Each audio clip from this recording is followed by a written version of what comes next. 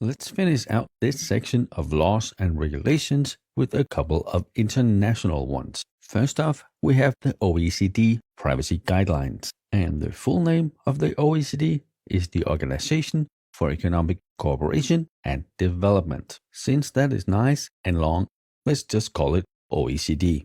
The OECD has 30 member nations from across the world, including the US, and what they're focused on is the protection of data and privacy as personal data passes over borders. And these are guidelines. This is very important.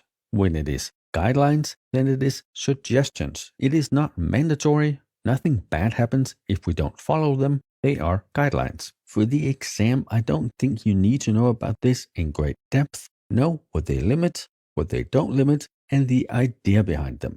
And as you can see, this is from 1980, so it is one of the older ones. The guidelines have 8 driving principles. The collection limitation principle: the collection of personal data should be limited, lawful, by fair means, and with the knowledge of the subject. And you will see throughout this that this aligns pretty closely with the GDPR, but 35 years older. The data quality principle: data should be complete, current, and relevant for what it is being used for. Purpose specification principle: subjects need to be told why the data is being collected at the time that it is being collected, and that they only use it for whatever that purpose is. The use limitation principle states that only with the consent of the subject or by the authority of law can personal data be disclosed, made available, or used for anything else other than what it was intended for.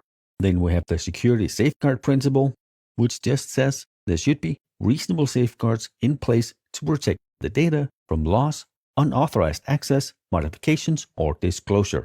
The openness principle: any practices and policies in regards to the personal data has to be communicated openly, and then the subject should be able to easily establish the existence and nature of the personal data, its use, and the identity of the organization that has the data.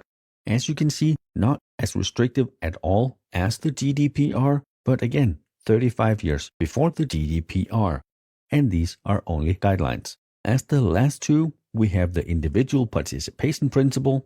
You should be able to find out which organizations have your data to make sure that you can correct any of the data that is wrong and be able to challenge any requests that are denied. And then as the last one, we have the accountability principle.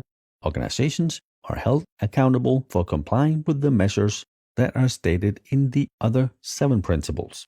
And as the last part of this lecture, let's cover the Wassenaar Arrangement. It is another international arrangement, and the initial focus was on conventional arms. And while that might not be super relevant for us as IT security professionals, they have also added dual-use goods and technologies. And as part of that is cryptography. Right now, there are 41 countries participating in the Wassenaar Arrangement, and since cryptography is considered dual use, that means that there are both import and export restrictions on cryptographic algorithms. That means that some of the countries in the arrangement have restrictions on how strong encryption is allowed to be imported into their countries. And some of those countries are Iran, Iraq, China, and Russia.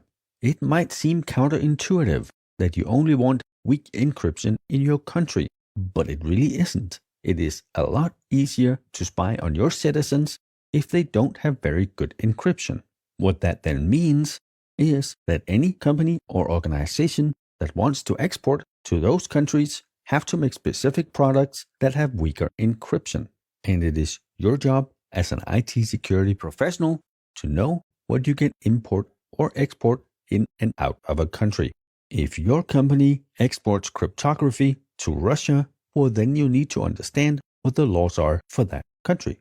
You need to know the laws for both country you are in, the country you are exporting to, and international treaties. And with that, we're done with laws, regulations, and treaties.